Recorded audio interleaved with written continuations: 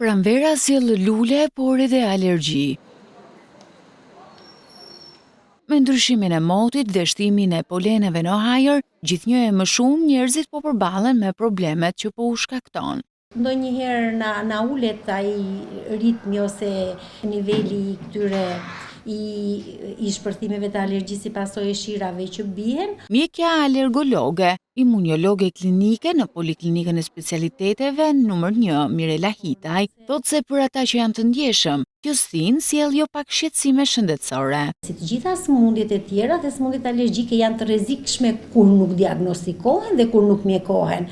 Sipas mjekes, simptomat që shfaqen shpesh ngatërohen me ato të gripit apo edhe virozave, por mjekët bëjnë dallimin.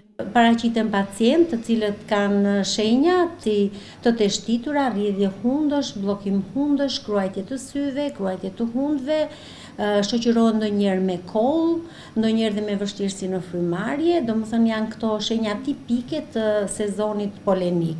Fëmijët dhe të rinjt janë më të prekurit. Në përgjithësi, grup moshat më të prekura janë moshat e të rinjve, fillon që nga moshat pediatrike, po them mbi 5 vjeç në përgjithësi, moshat e adultëve, por domethënë prek grup moshat e të rinjve, por nuk përjashtojnë rastet e grup moshave më të vjetra, të cilat ose ju shfaqen për herë të parë, po janë këto grup mosha të cilat e kanë pasur dhe në rininë e tyre. Mjekët këshillojnë që personat me këto shqetësime të mos i injorojnë simptomat dhe të kërkojnë ndihmë të specializuar nëse kjo gjendje zgjat për më shumë se 3 ditë për të shmangur komplikacionet.